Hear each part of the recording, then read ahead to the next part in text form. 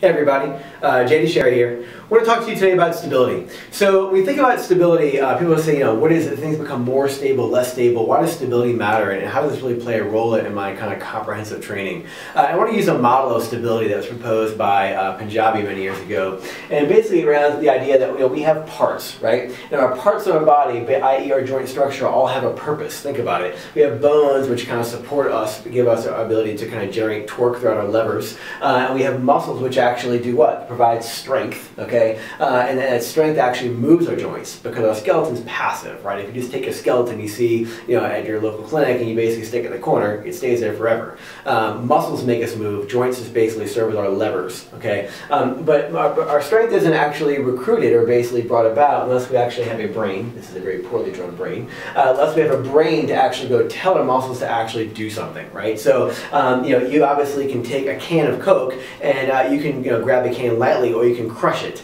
All right, and so we learn to modulate our strength. And so I want to use that kind of model of joint integrity, joint structure, strength, and our brain regulation of our strength to kind of talk about what happens when we deal with chronic problems. So let's use this example of a knee. We're going to have our femur up top, our tibia below, our fibula on the outside here, and I kind of drew in right through here, we have our meniscus, okay, and here's your patella kind of outlined. Obviously there's much more structures in the knee, but we're going to use this as an example here. So our meniscus has a purpose, right? We said our joints, our bones actually give us structure, right? And our meniscus tends to help improve the structural stability of the joint, i.e. our joint integrity. Our meniscus serves to deepen, okay, the congruency of the joint, so more congruency equals more stable. It gives us some shock absorption throughout the knee complex itself, and it actually helps give us some end range barrier, almost like walls in a room, keeping you from going too far. Okay, so if we actually damage a meniscus, so this could happen from two ways. One, it could be from a traumatic injury, such as a running, jumping, or cutting injury, or a twisting fall. We actually damage the meniscus itself. Or it could also happen from just age-related changes, right? So as we run, jump, hike, ski, etc., we actually put load in our joints, and those can actually fray some of the structures that we get. So when we fray our joint structure, our meniscus, we can wind up with what? Compromised joint integrity. Okay, so are you doomed? Well, sometimes we have these things repaired, right? If your surgeon deems it's a fixable meniscus, if you're young enough and you have good blood flow, they can actually go back and fix that meniscus.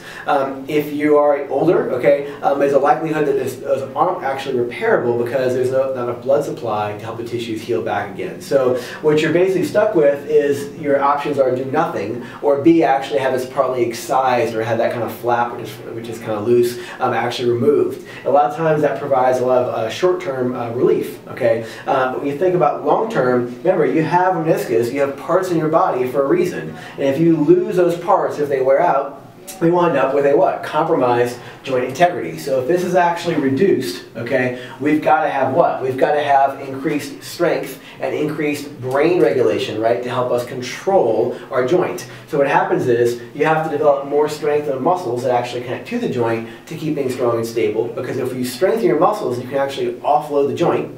Okay, because remember, muscles do the work. Our joints are just our levers. Okay, and then we think about using our brain, okay, to help increase our control. So we said before, I can either gently grab a can of Coke, or I can crush the can of Coke, right, or your beverage of choice. But when you start to think about what happens in a compromised scenario, I've got to understand how much I want to move and let my femur shear back and forth across my tibia. If I learn to have better micro control, okay, using constant feedback, muscle memory, learn to really control the joint well, and my strength improves, I can actually make up for a deficit that I have with my structural integrity. When we look at these challenges, right, so we look at folks with compromised meniscal injury, compromised or meniscal damage have a much higher chance of actually having arthritis in the knee later on down the line. And I think a lot of this is because we say, okay, well, I'll do nothing. Well, we look at the challenge of having less of a joint. If we try and actually improve our strength, improve our control of our strength, we can really minimize that risk and keep you doing the things that you love to do. Thanks a lot. Have a good one.